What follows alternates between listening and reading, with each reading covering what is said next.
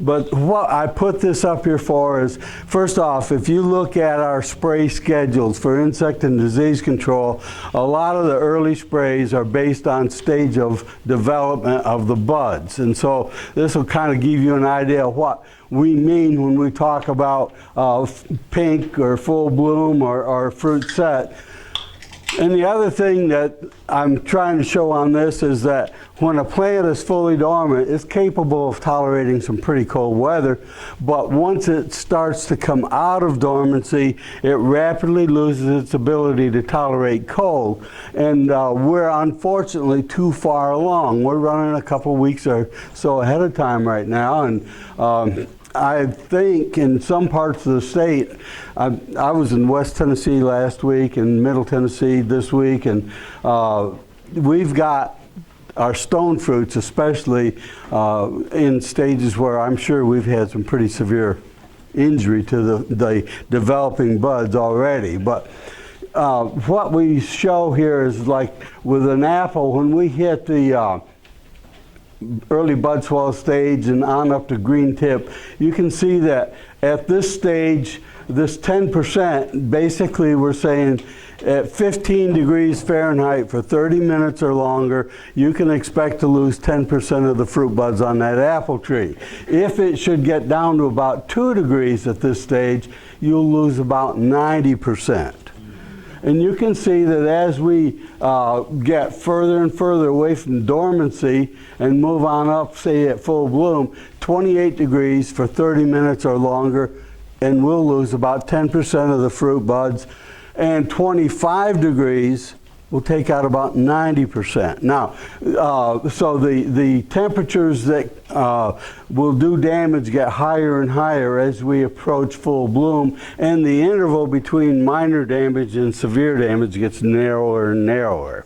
And once we hit full bloom and beyond, we actually do not pick up any more tolerance to cold.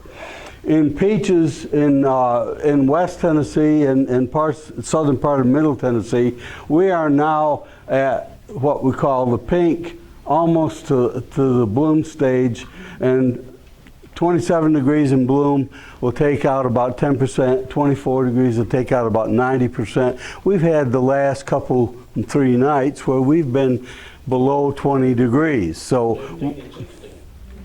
we're going to see a constant erosion of our crop. Yeah, and it's not just us. I was talking with one of the co-workers out of the University of Georgia that works in the peach area down in Fort Valley, and they're looking for the same type of thing. And so unfortunately, you know, we're going to see a thinning of the crop. Now, if you've got a healthy plant, you can have a lot of bud loss and still have a crop. We can make a full crop of apples or peaches on about 10% of the fruit buds that'll be on a healthy tree. But how many times can we lose 70–80% of the remaining buds and come through with a crop? So, you know, the gap is getting narrower. But this is kind of shows you the critical temperatures at different stages. And all fruit crops follow the same general pattern. Okay. Growing fruit is a little different than growing, say, vegetables or field crops. And so I just wanted to talk a little bit about that. First off, with most of our fruit crops, you've got a plant that hopefully is going to live and fruit for many years.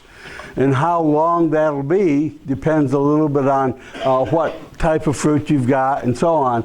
But what you do one year can impact the performance of that crop every year, remaining year, that plant's life. And so we've got to have a kind of a long-term plan when we grow fruit crops. Can be several years between the time you plant, say, a tree or a vine, and you pick the first crop. And it depends on what kind of crop it is. On peach, I normally tell people, don't expect to pick any fruit until about the 3rd year the tree's in the ground. On apple, depending on what variety of rootstock, it may be 3 years, it may be 4 or 5 years. And blueberries, 3 years. Grapes, 3rd to 4th year. So you've got several years where it's all input but no income.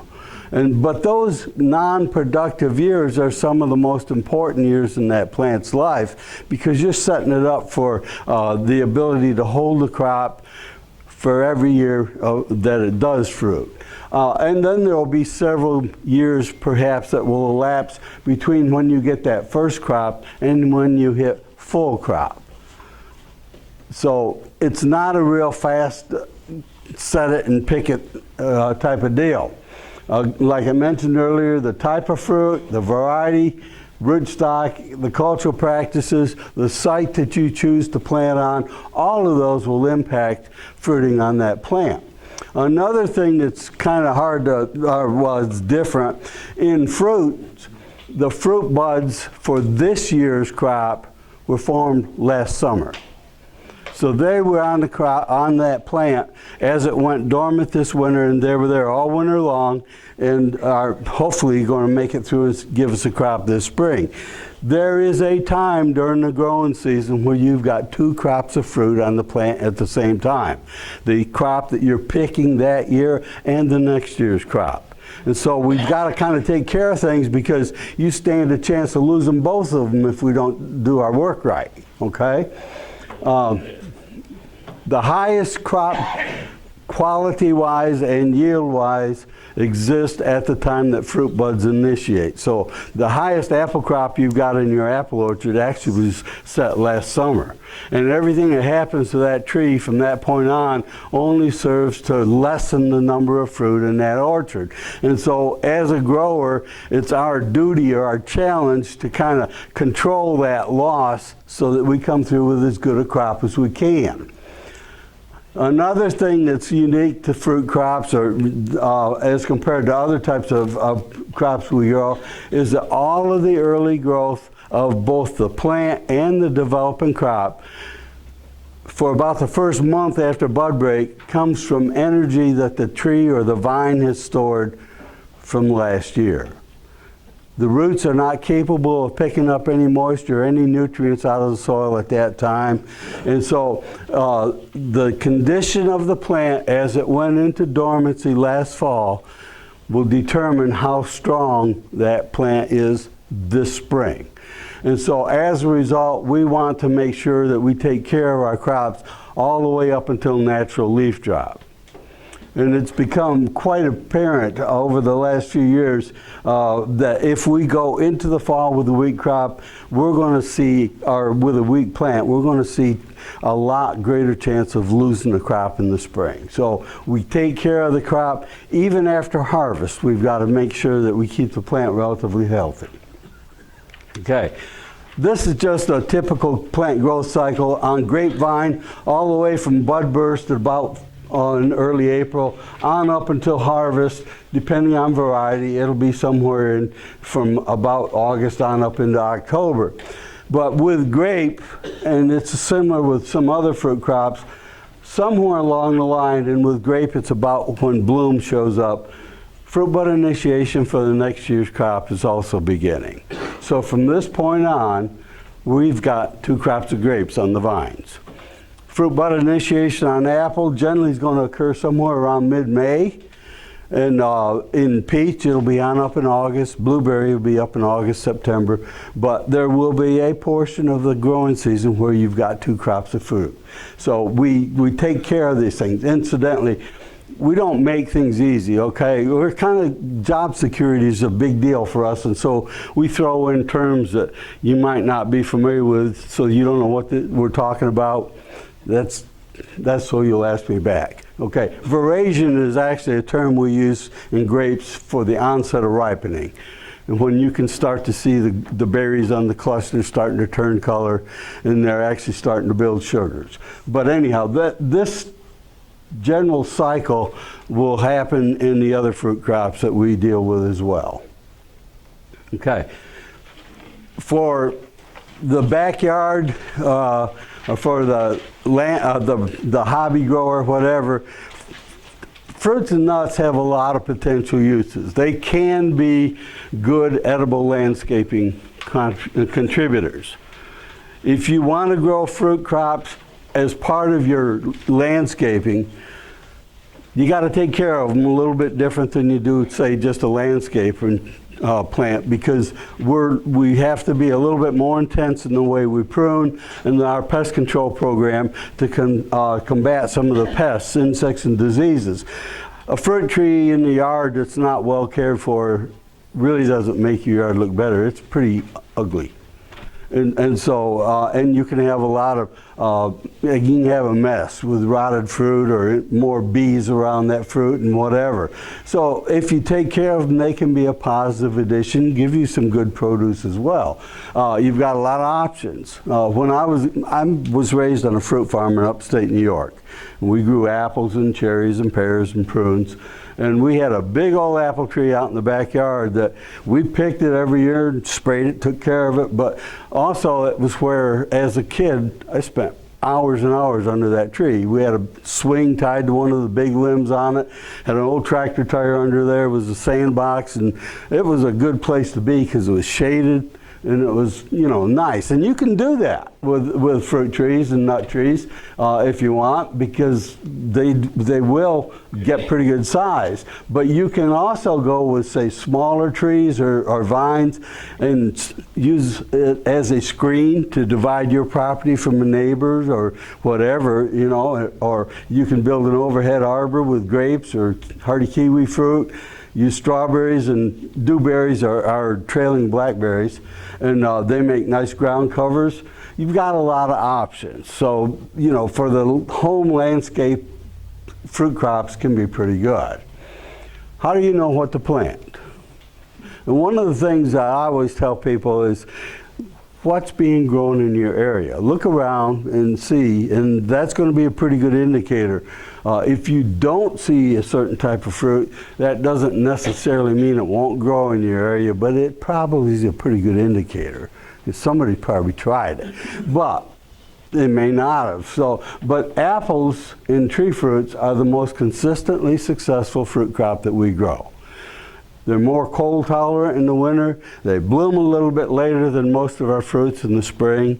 And the nature of an apple bud is that if you lose your first blooms, quite often you'll get a second bloom on that tree that'll set a crop for you.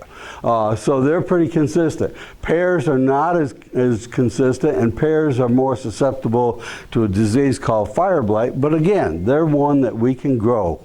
And we know we can. We've done it for years and years. Grapes, especially American Bunch and some of the French-American hybrids, will do very well here, as will blackberries.